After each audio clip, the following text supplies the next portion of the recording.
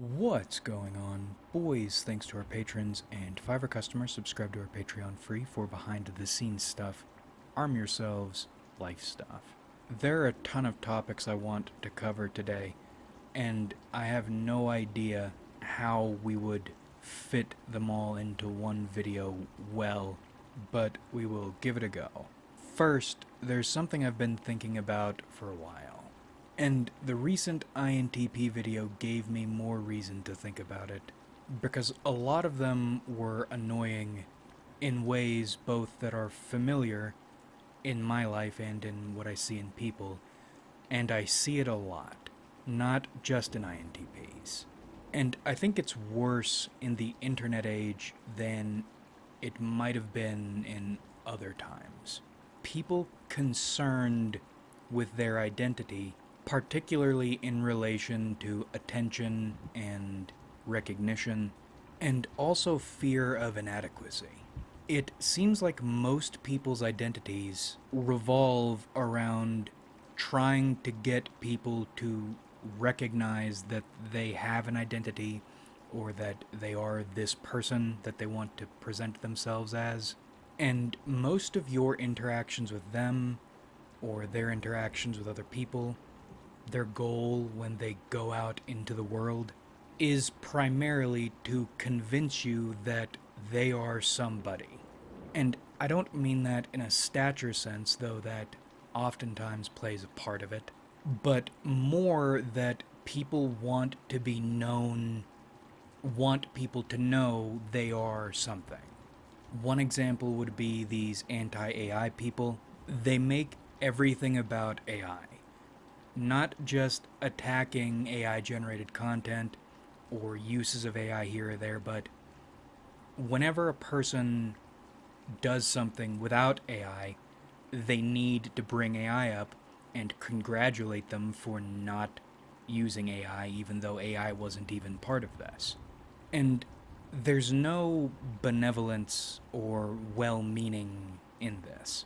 They want people to know this is where they stand on an issue, and they want to feel like they are known for it. You see this with game development also. Everyone's an indie dev now, even though the extent to which they engage with game development is they watch video essays about game development and maybe they downloaded Game Maker, and that's about it. But they are an indie developer and they want you to know it. You see that with writers too. It's become fashionable in this I want an identity sphere to call yourself a writer.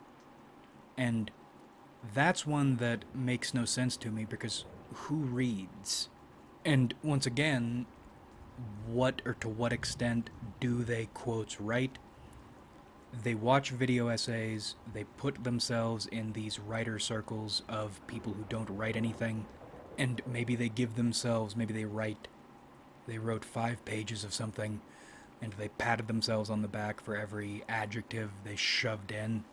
And if you want to call back to older examples of this, the vegan phenomenon from years ago, vegans seem to have calmed down a bit, but they had their run when that was the fashionable identity badge.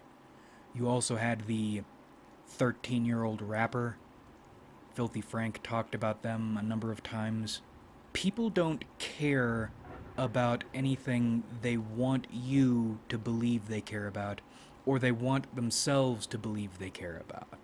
I think what's happening is we live in an increasingly dehumanizing, de-individualizing world, while also placing special emphasis on people who are supposed to be somebody, whether that's a politician or a celebrity figure, but more related to our frame of reference, content creators, VTubers now too, actually.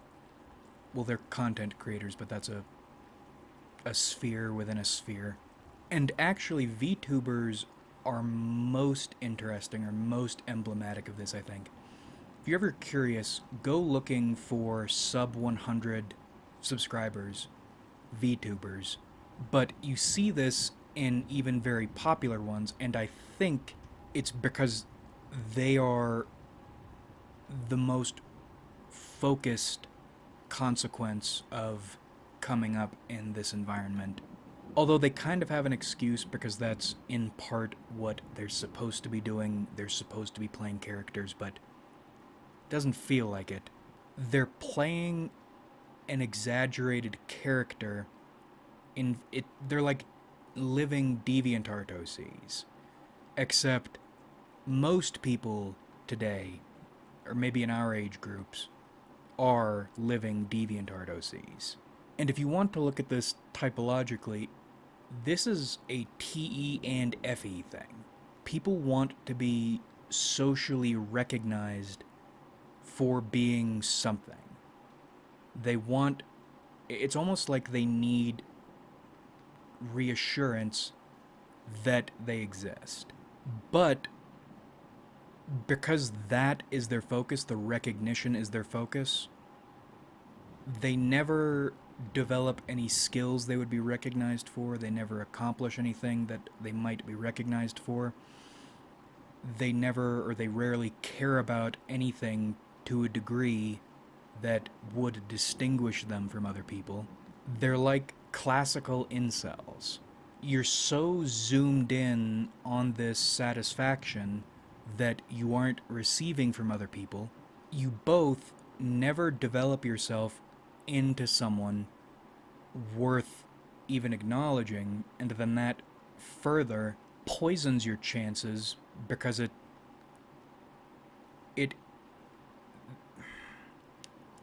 you start to stink of desperation. So now you're not just focusing on the wrong thing and applying the wrong actions, but now you're also dealing with some kind of noospheric pushback from society. And with people, you can tell when this is happening because they never want to talk about anything wrong with them. They never want to talk about their failures, their shortcomings, their hard, painful limitations, which is unfortunate because, in my experience, those are the most interesting things to talk about. And if you're trying to elevate yourself, those are the things you need to be focusing on. Not just working on them, but also sharing them and discussing them and thinking about them and having a laugh at them. Douche chills. One of the great things about O&A was in the roasts from the Tough Crowd crew was when they would look back at their old material and just die in self-embarrassment. Because moments like those, your shortcomings, your insecurities, they aren't things to hide. They do two things. One, they tell you what not to do. So you don't spend all your time doing shit or misplacing your focus, feeding that intangible noospheric pushback, that smell, that stench. I don't know what that is because you can smell it on someone before they even say something. Maybe it has something to do with presentation. It probably has something to do with energy. But anyway, you're not contributing further to that. And I find you actually start to develop noospheric pull when you do it. And I'm wondering if that has something to do with our collective unconscious at the moment, too. Everyone feels pushed down and empty. So when you are trying in a false and inhuman way to rise above that, you're inviting people to do to you what they'd like to do to other people, but they can do it to you because you're full of shit, versus when you are admitting to uncomfortable relatability. Other people might not admit things like what you're admitting, but there's some animal recognition there You aren't trying to cheat your way above. You aren't making yourself a target to these people as well. But then the other thing it does is it keeps you humble.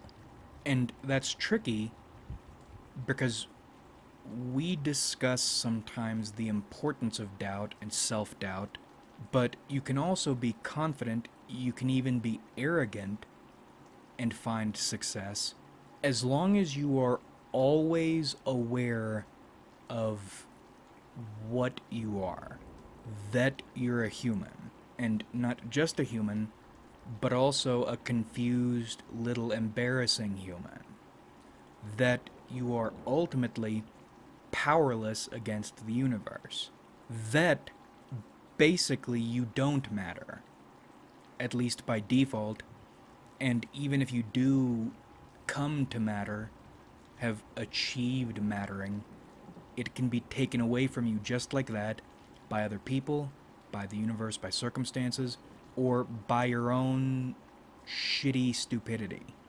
And people hate doing that. They hate acknowledging that in themselves or about their lives. That's what it is. They aren't people, they're mouths. They are holes hungering for recognition and validation. But there is nothing there. And you know it, and they know it. Or maybe they don't know it, they won't acknowledge it, they're terrified of acknowledging it, but they feel it because that's what drives them. It's a hunger that drives them. There are lots of little Darth Nihiluses. There's no what are you or what am I. There is just what can you give me? And Darth Nihilus is a good example of this because it's not like a predator using consciousness and capability to figure out how to prey on something. It is just a hunger, a soul void. And you need to remember this is the level most human beings are operating on. And this is one of the reasons I recommend you, listening to this, get into content creation. Do YouTube, post stuff somewhere, or break into some field in which you can try to contribute. Because I think going about it that way helps you get out of that. Because that's the way I was, that's the way I spent most of my younger life, picking up random things and wanting people to acknowledge me, to recognize me as something, without developing any self-understanding, developing no self-awareness or awareness of the world, the way people were actually looking at me, and never committing to any one thing and building that identity. Content creation is great for building your identity and helping you locate yourself as a person among other people. Because sometimes I think about what my life would look like if I hadn't started doing YouTube. I would be almost 30 with some things. Maybe, let's imagine I have all the things I have right now, but no YouTube channel. I never pursued it in this timeline. My life would be vacuous. Everything I do in real life exists to feed my YouTube channel. And if it weren't YouTube, if my channel got nuked tomorrow, I would find something else, even if whatever that thing would be never really went anywhere. Because that's another part of this you need to consider. You need to accept the probability you'll go nowhere. I've been doing YouTube for, I think, 9 years now, and we're only right here. So why do you do it?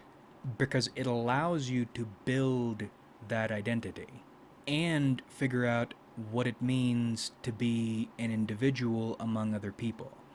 We live in what we think is a hyper-individualistic society, but I don't think it is.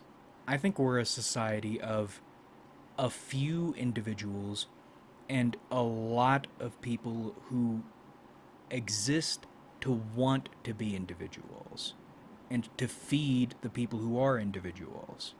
Because maybe this is maybe this is just my point of view. Maybe it's a consequence of changing times, as I said, but does hiking somewhere do anything for you? Even if you really like hiking? Is playing a video game, maybe enjoying it a lot, or maybe taking it to a, let's say, a competitive level and getting really good at it, but not to any point people would know your name, is that fulfilling? Think about your connections with other people. Are your relationships or friendships fulfilling? Maybe, but I think only insofar as they serve to give you some semblance of identity. That's why people cling to their friends or to their relationships, especially to their communities in a general sense. It's all about recognition and identity. It's ego and fearing your ego being taken from you, kicked out from underneath you. That's something. It's tricky because, on one hand, you do need that recognition. That's what you're thirsting for. So you do need to get that from other people. But at the same time, I think you need to make a choice. When you're seeking this recognition and trying to have your identity, are you 100% at the mercy of other people, or have you built yourself up enough you have a say in the way people give you recognition? Because if you get your identity and recognition from other people and you aren't really a person, then they own you. You always have a knife in you, by the way. When they twist the knife, it doesn't just hurt, it's like your soul they're fucking with. Because they gave you your soul. You need them for it. Versus when you have an identity, people can still twist the knife because you still need to be fed, but with your identity, you know they don't own you. They don't control what you are, and they can't take everything away from you. Because they're not doing you a favor. Let's think of an analogy. When you're trying to get affirmation from people and you don't have an identity, what you're doing is you're crawling down to a pond and opening your mouth and more or less begging fish to swim into your mouth. And maybe some will, but you're at their mercy for that. And if they decide for some reason tell you to go fuck yourself, you're screwed. Versus if you have a fishing pole, that's your identity. That is your self-knowledge, that's your experience, that is an array of things that you know you can be recognized for. If this pond tells you to go fuck off, you're not doomed, you can go somewhere else. And I think that's why relationships are so devastating to most people. And breakups suck, don't get me wrong, but I think most people wrap up their identities with their partners.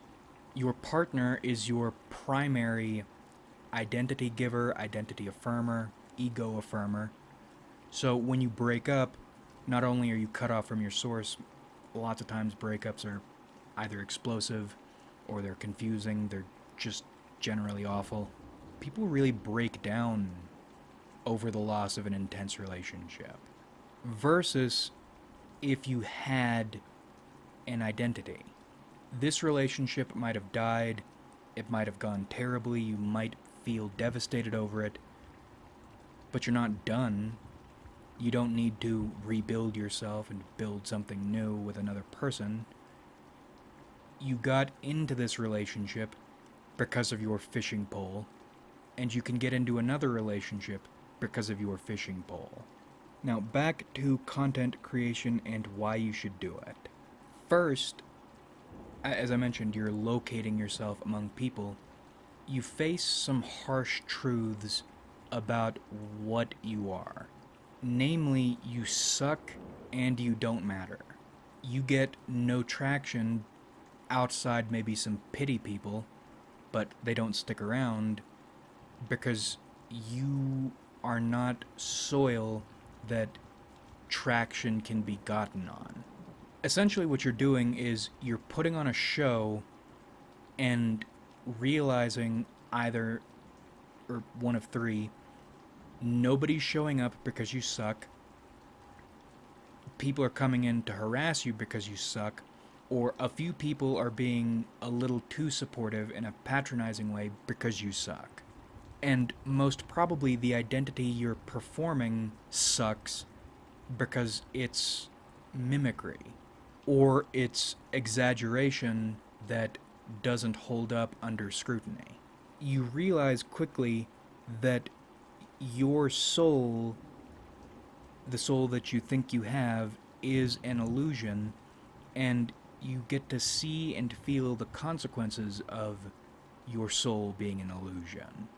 Clarity piss, quick idea, and then we'll get back into it. Have you ever dealt with an ENFP who doesn't know how to be a character? That is a devastating sort of person. And when I say individuals, I don't mean necessarily YouTubers, by the way. I also mean like the friend who is the anchor of the friend group, or the guy at this place who's really good at this thing and people know him for that.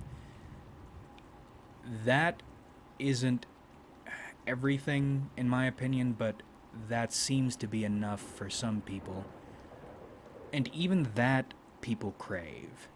But anyway, I think people who start doing YouTube and then stop, or any sort of content creation start and then stop, it's because what you are at present and the truth of what you are is painful. And I think there's an element of feeling spurned in there. Spurned by society, spurned by your fellow man. Realizing that nobody cares about you because you aren't anything worth caring about. But if you persist within that space, within that truth, interesting things begin to happen. Because if we're building an identity the way we're talking about it, it's like an interplay. You begin to find things that speak to you, that you can pursue, that you feel are worth pursuing, not necessarily for approval, though of course you'll be sharing it, and then you begin, or in doing that, you begin to build solid aspects of an identity, even if they're small, and as you continue to grow them, you develop things people can find traction on. In other words, you found something that is you. And because you've built it to this level, and because you're doing content creation, it is something people can latch onto and will latch onto even in a small capacity, because it's beginning to be something worth caring about. And you build an array of these things, grow the ones you're good at. And then another aspect to this, as you're building these things, you also develop a sense of how to appeal to people, because appeal is part of it. It's pathetic to try to appeal when there is nothing that could be appealing. But once you have something, not only do you develop a better sense of how to do this thing, how to be you, but also you begin to develop a sense of how to sell you better. I've mentioned I don't have much issue with job interviews. I think in my life I've had job interviews are all weird when you're trying to get a job you care about. I've had one terrible job interview. The job description said, You don't need to speak Korean. You'll just be helping work with Korean students on their English. And I got into the job interview, it was a Zoom interview, and the woman said, "Temebachase." And I froze up and I asked her to repeat, and she said, "Temebachase." Still frozen, and then I realized she was saying, "Tell me about yourself." And I went through the rest of the interview, and she politely did the interview, but she was glaring at me the entire time, and I knew from that first moment, not getting that job, also don't want it. I'm wondering if this ability to do job interviews comes from the identity I've developed using YouTube. Knowing what parts of yourself in a vacant, even hostile void a person could grab onto in relation to you, and how to make it appealing to grab onto. That's another side of all this. It's not just a money hunt or a validation hunt. Developing an identity helps you in more fields than you think it would. And you do it long enough, and you stop needing to try to inform people of what you are. Because that hunger is sated because you learned how to sate it, and you've built for yourself a good place to get it. In other words, I'm not walking around wondering who I am or feeling I need to make people understand that I'm this or I'm that. That's already covered. It's like an aspect of comedy Patrice O'Neill talked about. I think it was one time he talked about it.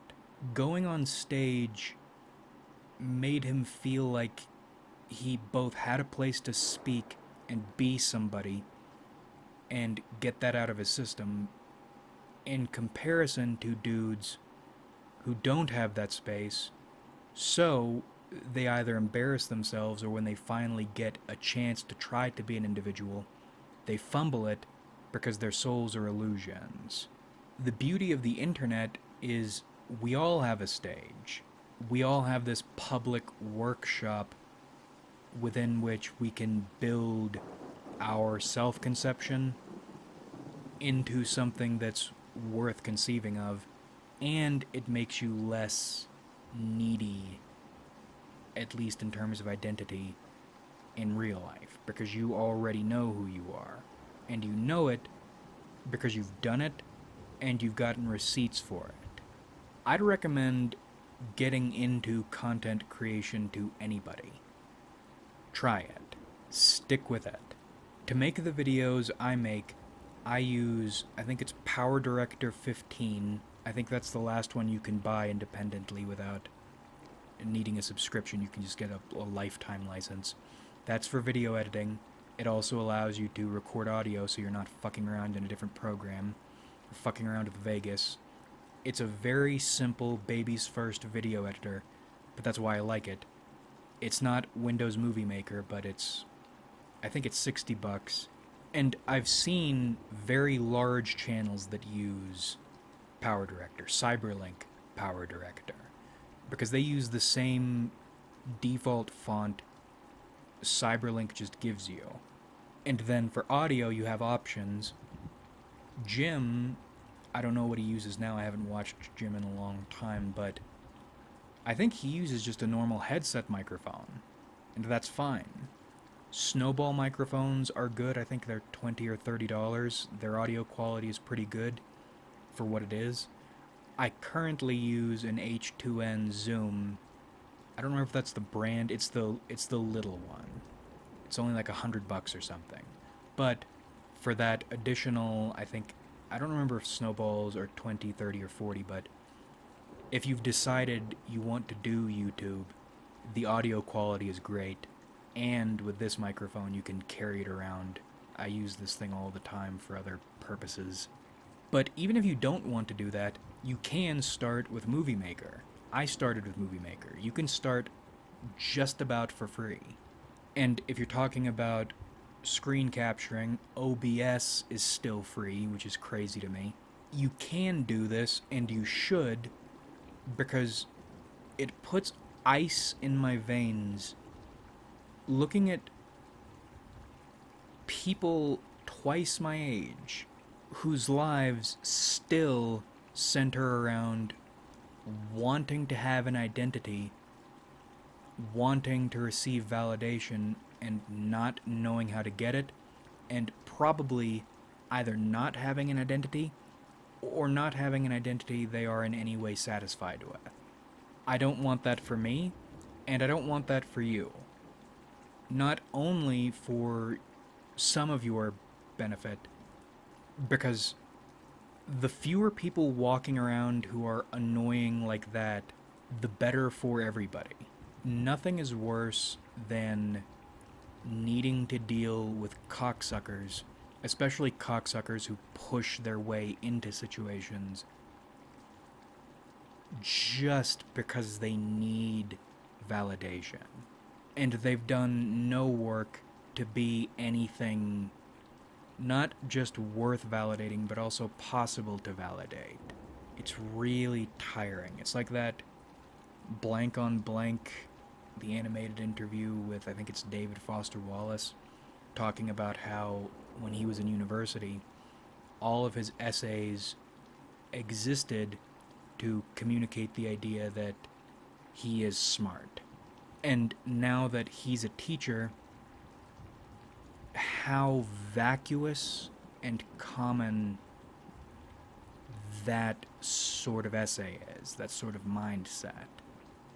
You could be doing something, but your lack of soul, your lack of identity, and your need for validation are making you do empty, annoying things. I had a business professor whose thing was that she expected people to call her Senora, her last name, and then she would sprinkle Spanish into copy she would write, and she didn't speak Spanish.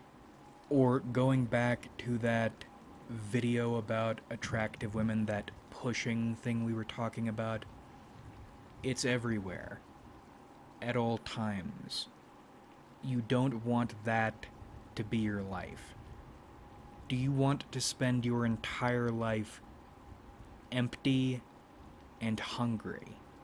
Okay, the video ran long, so we won't be talking about any of the other stuff, but I think we've captured this one well enough for now. Like if you enjoyed, subscribe if you haven't.